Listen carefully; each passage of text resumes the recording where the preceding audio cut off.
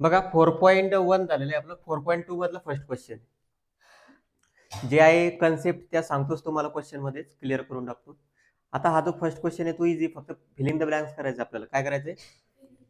ठीक आहे. आता सरळ सरळ दिसतं तुम्हाला. हा रेशो दिलेला आहे 5, इकडे दिलेलं आहे 28, इकडे ब्लँक दिलेले आहे, इकडे 28, इकडे परत ब्लँक 35, इकडे ब्लँक 3.5. ठीक आहे. 7 आहे. ठीक आहे. बर, आता बघा, आता रेशो मध्ये कसे असतं, रेशो सारखाच असतो, त्याला कम्पेअर करायचं फक्त. 7 चोक, मग 5 चोक किती येतील? 20. ठीक आहे. आता 7ला काही कम्पेअर करायला नाही, 5ला कम्पेअर करायला. 5 7 35, मग 7 गुणिले 7 किती येतील? 49. समजलं का? फक्त कम्पेअर करायचं. हा रेशो झाला, मग हा रेशो झाला. आता हा रेशो याला सोडून द्या, याला सोडून द्या. आता फक्त 7 न 3.5 कधी येतील सांगा बरं? 7 5 35 होतात, बरोबर आहे. ठीक आहे. 7 5 होतात 35. ठीक आहे. आता 7 न 0.5 ला मल्टिप्लाय केल्यावर किती होईल? 3.5. मग एवढं डोकं लावल्यापेक्षा सरळ सरळ तुम्हाला दिसतं ना, 7च्या अर्धे आहे का? 7च्या अर्धे, मग 5च्या अर्धे किती येतील? 2.5. ठीक आहे. हे पुढचं सोडून दाखवा तुम्ही मला. आता नेक्स्ट 9 14, त्याच्यानंतर आहे तुमचं 4.5 अपॉन मध्ये ब्लँक, इकडं 42, इकडं 3.5. ठीक आहे. बघा आता 9च्या अर्धे 4.5, 9च्या अर्धे समजलं पाहिजे, दिसलं पाहिजे तुम्हाला ते. 9च्या अर्धे का नाही? 14च्या अर्धे किती येतील? 7. 14च्या अर्धे 7.5, 7. 14 गुणिले 3 42 होतात. 14 3 42, 9 3 किती होतील? 27. आता हा प्रश्न 3.5 हा आता तुम्हाला बघा, 14च्या अर्धे किती होतात? 7. किती? 7. 7चे पण अर्धे येते आहे का? म्हणजे किती? म्हणजे सरळ सरळ याच्या अर्धे 7 झाले, 7च्या अर्धे हे. म्हणजे तुम्हाला काय समजलं पाहिजे, हा जो रेशो आहे 4.5 आपण 7 याच्या अर्धे येते. 7च्या अर्धे दिसलं चालतं. ते सगळे रेशो सारखे आहे का नाही? तुम्ही याचे अर्धे करू शकता. 14चे बघा, 14ला 4 भाग दिल्यावर तोच नंबर येणार, किंवा 7ला भाग देण्यावर तोच नंबर येणार. 7चे अर्धे किती आहे? 3.5. 7चे अर्धे 3.5, मग 4.5 चे अर्धे किती येतील? 2.25. किती येतील? 2.25. जर असेल नसेल समजलं तर 14ला 4 भाग दिले आणि 9ला 4 भाग द्या, आन्सर एकच येतं. ठीक आहे. नेक्स्ट क्वेश्चन लिहा. आता पहिलं लिहा, त्याच्यामधलं डायग्राम घेतलेले बघा. The ratio of radius of circumference to the circumference of radius to circumference. बघा आता पहिलं, दुसऱ्यातलं पहिलं,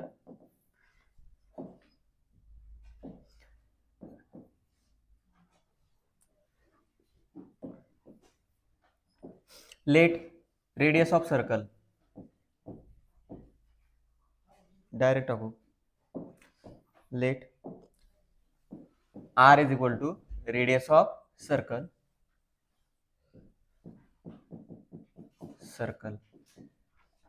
therefore circumference किती येईल तिचं माहिती आहे का? फॉर्म्युला बरोबर आहे. सर्कम्फरन्स ऑफ सर्कल किती येणार? 2πr. ठीक आहे. मग देअरफॉर सोपं आहे, काही अवघड नाही, हे फॉर्म्युला माहित पाहिजे फक्त तुम्हाला. Therefore ratio of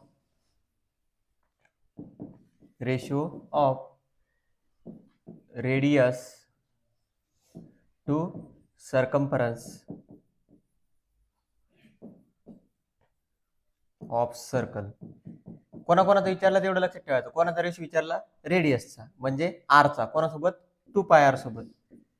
R cancel, काय आला रेशो? 1/2π, म्हणजेच काय येईल तो रेशो? 1:2π. 1:2π. समजलं?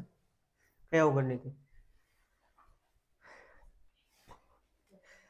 बघा आता सेकंड क्वेश्चन आणि हा क्वेश्चन सारखाच आहे. इथं फर्स्ट क्वेश्चन मध्ये रेडियसला आर म्हटलेलं नव्हतं, आपण आर म्हटली, तर त्यांनी डायरेक्टच दिलेलं आहे ratio of circumference of circle with radius R. इथं रेडियस दिलेली तुम्हाला, मग लेटच्या ऐवजी काय करायचं? Here here R is equal to radius of circle, circumference of circle काढलेलंच आहे आपण, ठीक आहे. मग देअरफॉर आता परत एक शब्द ऍड झाला त्याच्यात, काय झाला, एरिया. काय ऍड झाला, एरिया. मग एरिया ऑफ सर्कल सांगा काय येतो फॉर्म्युला. एरिया ऑफ सर्कल सांगा, पाय आर स्क्वेअर. काय असतो तो, पाय आर स्क्वेअर. मग या दोघांचा रेशो विचारला, therefore ratio of circumference to area of circle. Area of circle. पहिले रेडियस आणि सर्कम्फरन्सचा विचारलं होतं, आता सर्कम्फरन्स आणि एरियाचा विचारलं. सर्कम्फरन्स जो सुरुवातीला विचारला तो सुरुवातीला घ्या, 2 पाय आर आपण मध्ये पाय आर स्क्वेअर, ठीक आहे. एक आर या आर सोबत कॅन्सल, पाय पाय कापून टाकले, काय उरलं 2/r, ठीक आहे. पाय पाय कटले, एक आर कटलं, खाली 2 आर होते म्हणून एक उरला, ठीक आहे. याचा रेशो काय आला बघ, 2:r.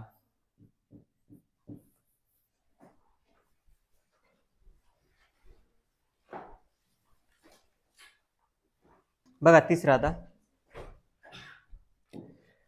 Ratio of diagonal of square to each side if the length of side is 7. Length of side दिलेली आहे, जे दिलेली आहे ती लिहून घ्यायचं.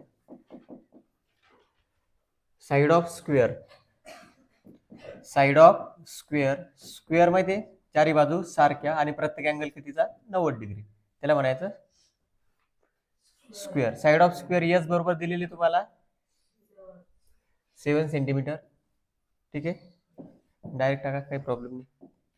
साइड ऑफ स्क्वेअर दिलेली तुम्हाला 7 सेंटीमीटर. डायगोनल कसा करतात माहिती का, नाही, therefore diagonal of square, diagonal of square is equal to √2 into side. काय असतो तो, पायथागोरस थेरम नाही तो √2, ठीक आहे. एका दिवशी सांगेल तुम्हाला, सध्या फक्त एवढं लक्षात ठेवा, √2 इंटू साइड 7 √2. काय आला तो 7 √2 सेंटीमीटर. मग therefore ratio of diagonal to side of square. कोणाकोणाच विचारलं तेवढं लक्षात ठेवायचं, सुरुवातीला कोण घेणे सुरुवातीला diagonal. Diagonal of square to its side, diagonal किती आलेला आहे 7 √2, साइड किती आलेली आहे 7, 7 कॅन्सल, काय आला √2/1. मग काय आला रेशो होतो √2:1.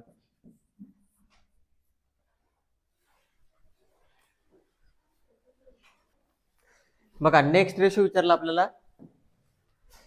Length of side of rectangle दिलेला आहे, रेशो विचारला, find the ratio of its perimeter to area. आता पेरिमीटर आणि एरियाचा रेषा काढायचा आहे, रेशिओ काढायचा आहे.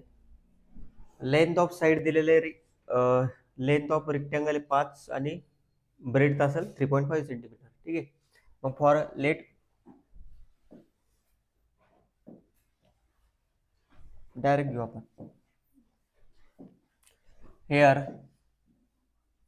Length of rectangle, length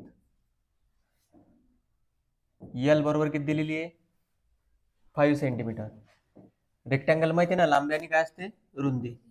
breadth दिलेली आहे बी किती 3.5 सेंटीमीटर, ठीक आहे. मग देअरफॉर पेरिमीटर ऑफ रेक्टँगल काय असतं माहिती का, झालेला एक क्वेश्चन आपला, पेरिमीटर ऑफ रेक्टँगल, ठीक आहे. 2 in bracket L plus B, length plus breadth, 2 in bracket 5 plus 3.5. करा कॅल्क्युलेट, देअरफॉर. आणि नेक्स्ट कॅल्क्युलेट करा, त्याला बसू नका, पूर्ण सांगा आन्सर मला. Now area of rectangle, area of rectangle तो असतो तुमचा लांबी गुणिला रुंदी. लांबी तुमची 5 आणि रुंदी 3.5. सांगा पटापट. 2 इंटू 8.5 किती 17, 8.5ची दुप्पट, 8.5 आहे ना, 8.5ची दुप्पट किती 17. आणि पेरिमीटर सेंटीमीटर मध्ये लिहितो आपण, ठीक आहे. आणि एरिया आता 35 गुणिले 5,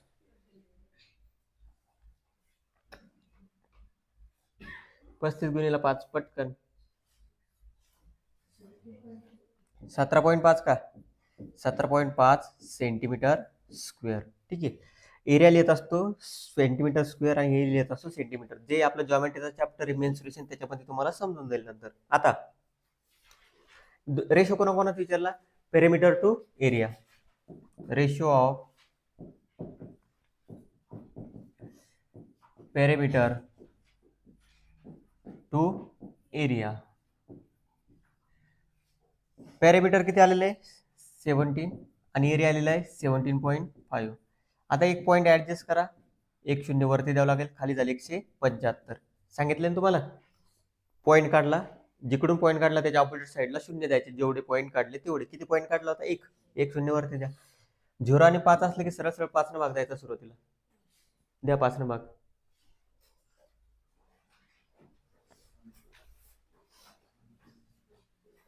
5 त्रिक 15, 5 चोक 20,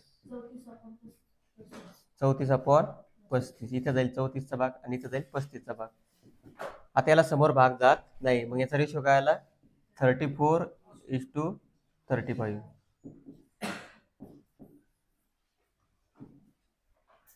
ठीक आहे, 34:35. आता next question, compare the ratio. Compare the pairs of ratio. काय करायचं? कम्पेअर करायचं. बघा कसं कम्पेअर करायचं. सरळ सरळ फर्स्ट क्वेश्चन इकडे बघा. तिसऱ्यातला फर्स्ट. इथं 2 रेशो दिलेले तुम्हाला, √5/3 आणि 3/√7. काय करायचं? क्रॉस मल्टिप्लाय करायचं. नाऊ √5 इंटू √7 करा. ठीक आहे. √5 इंटू √7 किती होईल? √35. किती होईल? √35. ठीक आहे, एक नंबर. इकडे क्रॉस मल्टिप्लाय करा. 3 इंटू 3 किती होईल? 9. 2 नंबर. आता फ्रॉम 1 and 2 मला सांगा कोण मोठा असेल, 9 का √35? 9. का बरं? रूटच्या बाहेर तसं नसतं ते. √35 हा जो आहे हा कोणापेक्षा लहान आहे? 36 पेक्षा लहान आहे. किती पेक्षा? 36. आणि 36चं स्क्वेअर रूट माहिती तुम्हाला किती आहे? 6. मग 6 9 पेक्षा लहान आहे का? नाही. 6 9 पेक्षा लहान आहे का? नाही. म्हणजे √35 9 पेक्षा काय येणार? लहानच येणार ना. त्याच्या उलट 9चा स्क्वेअर रूट किती? 9चा स्क्वेअर किती? 81. मग रूट मध्ये जर 81 घेतलं तर याच्यापेक्षा कसे राहणार ते? मोठे. मग therefore from 1 and 2 √35 is less than 9. ठीक आहे. √35 9 पेक्षा कसे आले? लहान आले. समजलं? सरळ सरळ आहे ना. मला सांगा 35च्या समोरचं स्क्वेअर कोणता आहे? 36. 36चं स्क्वेअर रूट 6 आहे, ते 9 पेक्षा कसं राहणार? लहान. मग हे √35चं स्क्वेअर रूट काय येऊ द्या, ते 9 पेक्षा कसं राहणार? जो पहिला आला तर पहिला. आता जसं आलेलं आहे, ठीक आहे, सेम फ्रॅक्शन टाकून द्यायचे. √5/3 इज लेस दॅन 3/√7. समजलं? हा काय आला याच्यापेक्षा लहान. बस एवढं कर रे आपल्याला. क्रॉस मल्टिप्लाय करून चेक करायचं कोण मोठा आहे. त्याच्यानंतर पहिला मोठा असेल तर पहिला मोठा, पहिला लहान असेल तर पहिला लहान. ठीक आहे.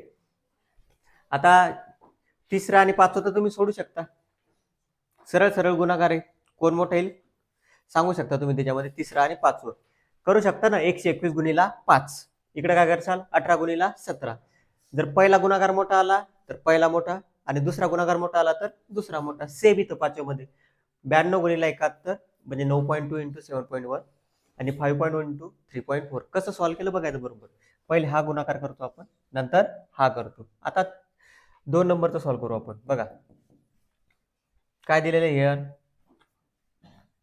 3√5/5√7 आणि इकडे दिलेलं आहे √63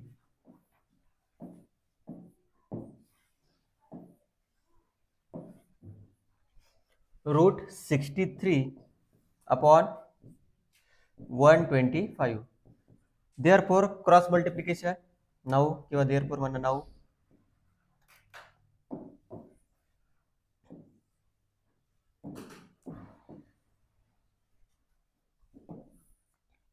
बघा 3√5 काय इकडं 3√5 गुणिला √125. आता 3 बाहेर आहे, ठीक आहे. हे √5 आत जातील आणि 125 होईल, बरोबर आहे.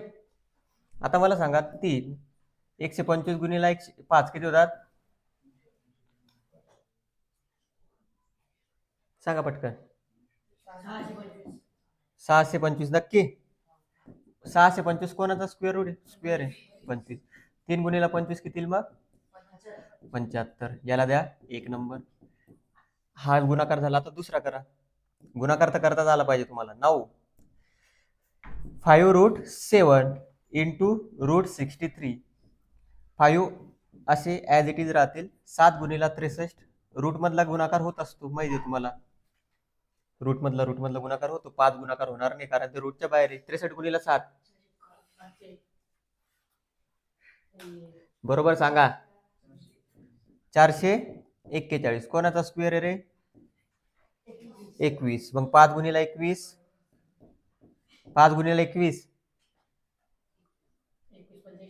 105. याला द्या 2 नंबर. मग मला सांगा फ्रॉम 1 and 2. From 1 and 2. आता फ्रॉम 1 and 2 कोण मोठं आलेलं, 105 मोठे का 75? 105. म्हणजे 75 इज लेस दॅन 105.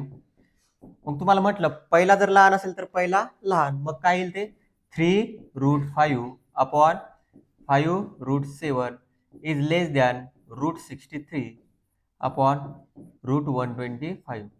अवघड आहे का काही? फक्त तुम्हाला गुणाकार करावा लागणार. आता 4 नंबरचा क्वेश्चन, ठीक आहे.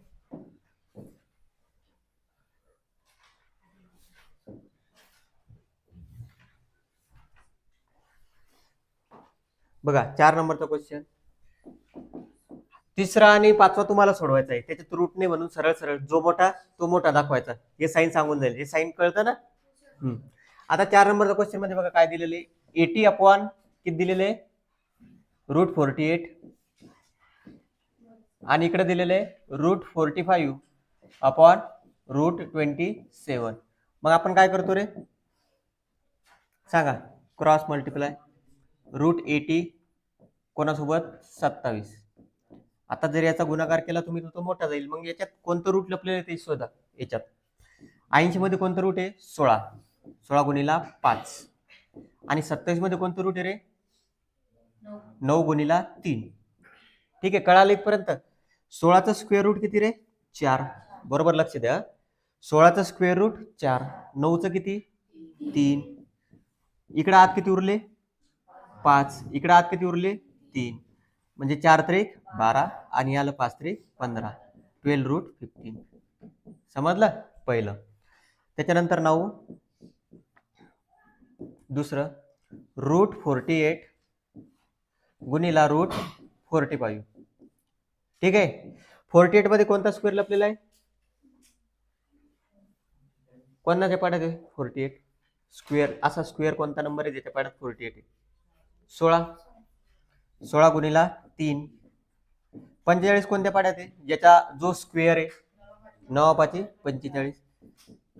आता बघा 16चं स्क्वेअर रूट 4 आतूर आणि 9चं 3. इकडे किती उरले 3. इकडे उरले 5. 4 त्रिक 12 आणि इकडं 15. खरे मग येतं सारखं आलं. आता काय करसा, same. From 1 and 2. From 1 and 2 12√15 is equal to 12√15. Therefore दोन्ही रेशो कसे आले, सारखे. 80 upon √48 is equal to √45 upon √27. हे सारखे झाले. समजलं. बाकीचे क्वेश्चन उद्या घेऊ आपण. हे 2 सॉल्व्ह करून आणायचे.